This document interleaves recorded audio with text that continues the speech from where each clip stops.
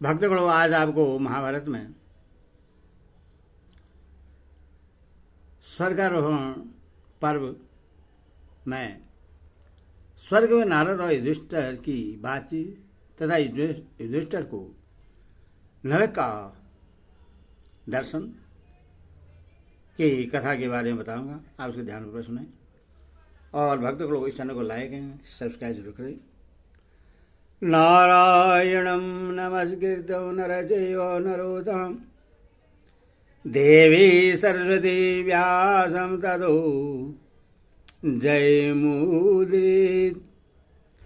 अंतर्यामी नारायण स्वरूप भगवान श्री कृष्ण, उनके सकार नर रत्न अर्जुन, उनकी लीला प्रकट करने वाली भगवती सरस्वती और उसके वक्ता भगवान व्यास को नमस्कार करके आसुरी संपत्तियों का नाश करके अंतःकरण का विजय प्राप्त कराने वाले महाभारत ग्रंथ का पाठ करना चाहिए। जन्मेजय ने पूछा, मुनि, मेरे पर पितामह पांडव जब स्वर्ग में पहुंच गए तो उन्हें और धृतराष्ट्र के पुत्रों को किस किस स्थान की प्राप्ति हुई?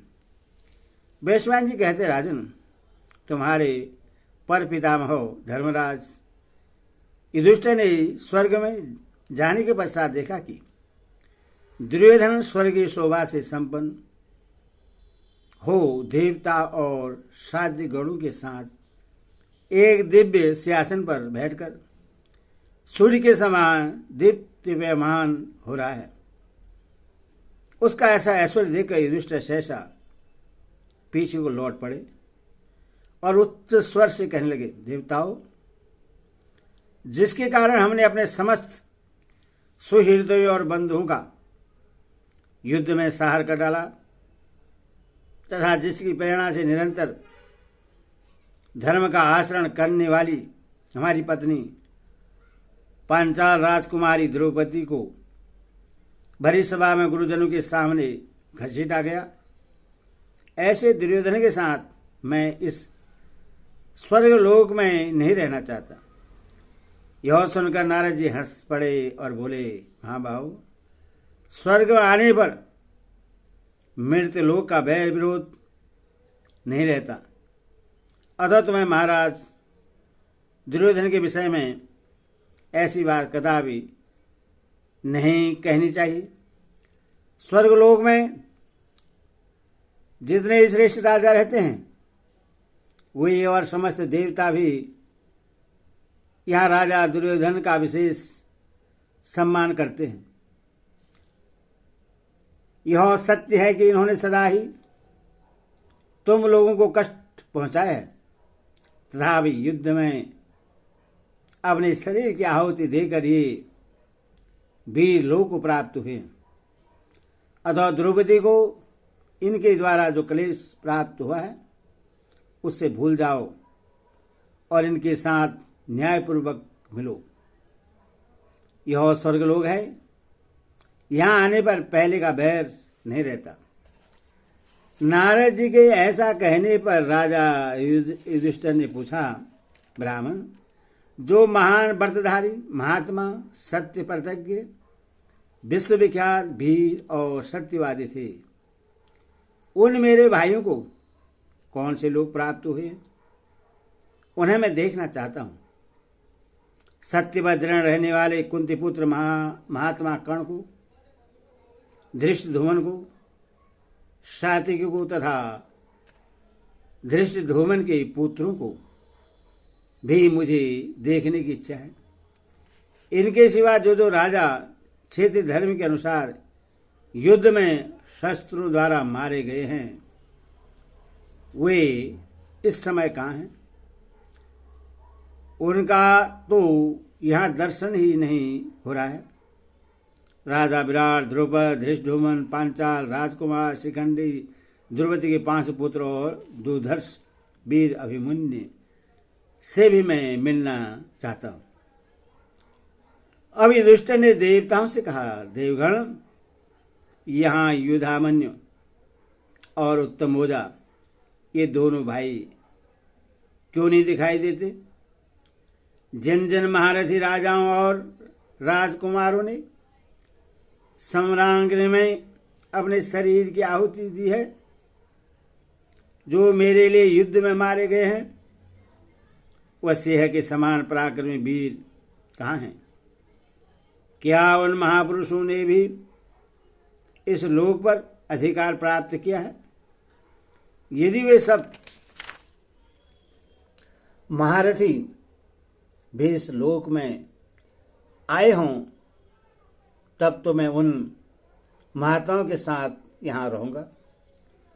परंतु यदि उनको यह शुभ और अक्षय लोक नहीं प्राप्त हुआ है, तो मैं अपने उन भाई बंधुओं के बिना यहाँ सुख से नहीं रह सकता।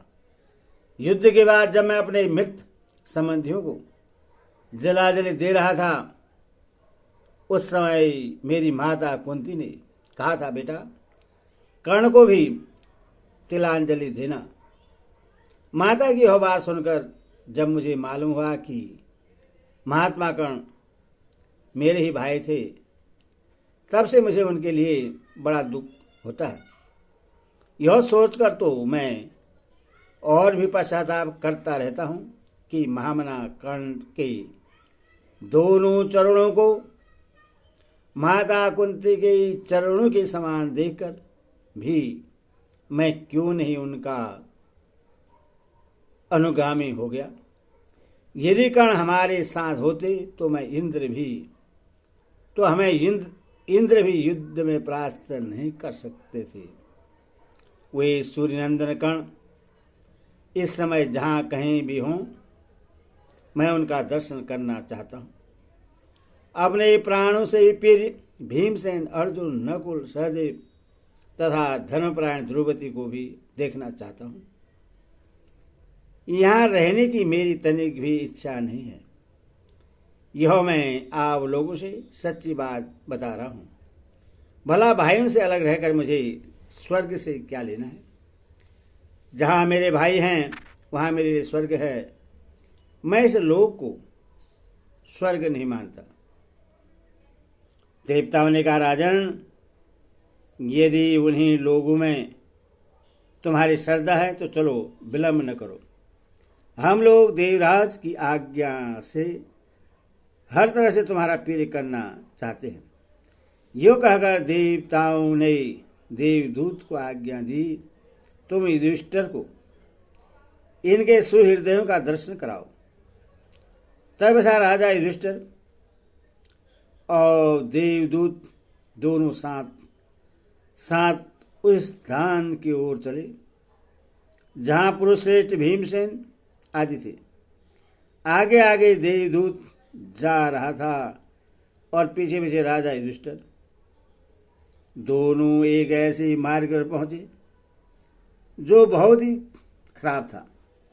उस पर चलना कठिन हो रहा था। पापाचारी पुरुष इस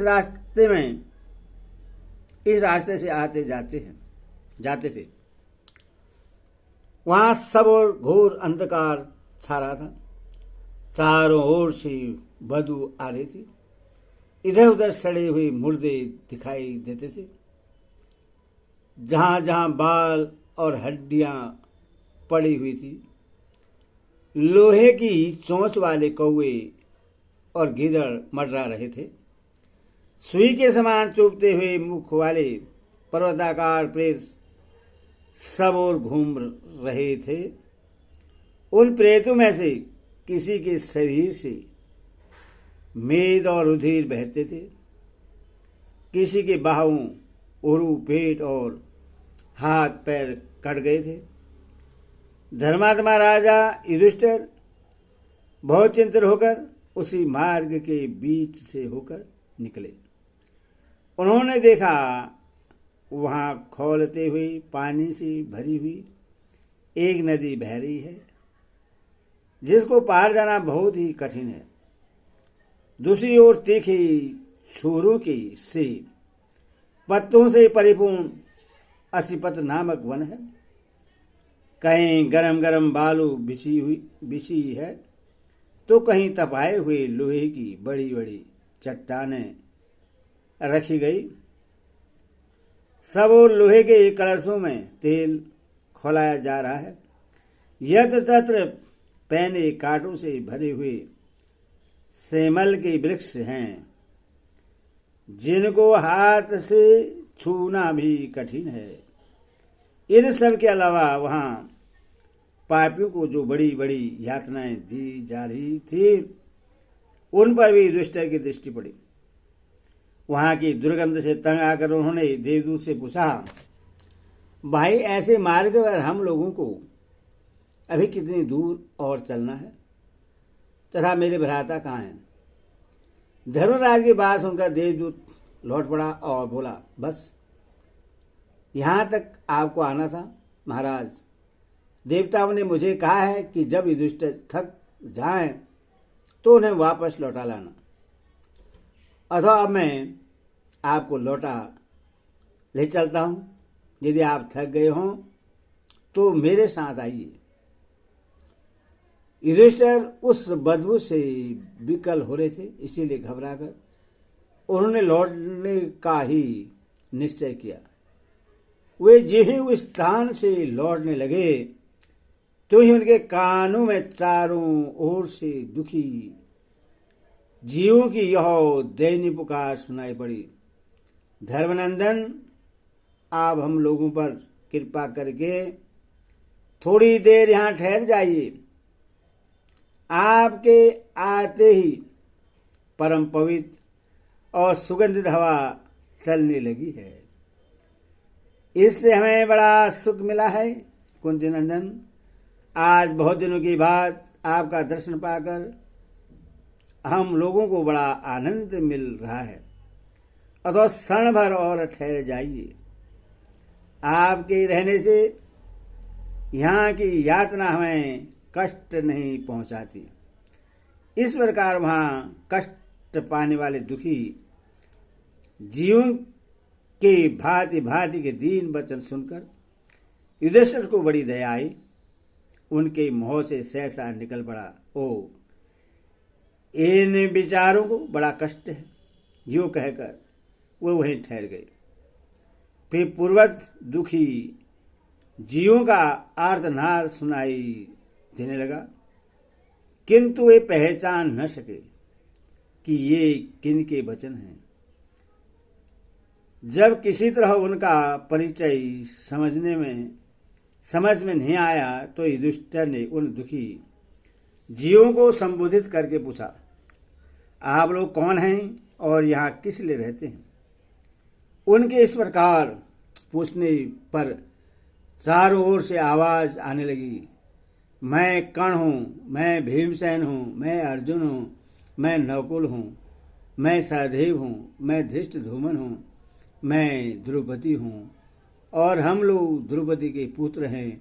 इस प्रकार अपने अपने नाम बतलाकर सब लोग विलाप करने लगे। यह सुनकर राजा युधिष्ठिर मन में विचार करने लगे, देव का यह कैसा विधान है। मेरे माता भाई भीमसेन आदि कर्ण द्रौपदी के पुत्र तथा स्वयं द्रौपदी ने भी ऐसा कौन सा पाप किया था जिसके कारण इन्हें इस दुर्गंधपूर्ण भयानक स्थान में रहना पड़ रहा है। ये सभी पुण्यतमा हैं। जहां तक मैं जानता हूं इन्होंने कोई पाप नहीं किया था, फिर किस कर्म का यह फल है और ये नरक में पड़े हुए हैं। मेरे भाई संपूर्ण धर्म के ज्ञाता, शूरवीर, सत्यवादी तथा शास्त्र के अनुकूल चलने वाले हैं। इन्होंने क्षत्रिय धर्म में तत्पर रहकर बड़े बड़े यज्ञ किए और बहुत सी दक्षिणाएं दी हैं, तथा भी इनकी ऐसी दुर्गति क्यों हुई? मैं सोता हूं या जागता, मुझे चेत है या नहीं? कहीं यह मेरे चित्त का विकार अथवा भ्रम तो नहीं है?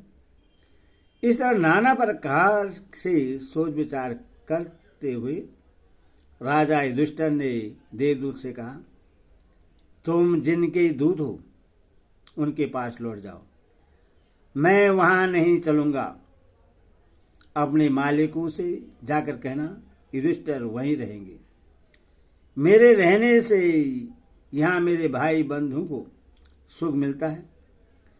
युधिष्ठिर के ऐसा कहने पर देवदूत देवराज इंद्र के पास चला गया और युधिष्ठिर ने जो कुछ कहा या करना चाहते थे वह सब उसने देवराज से निवेदन किया। हरि ओम तत्सत्। हरि ओम।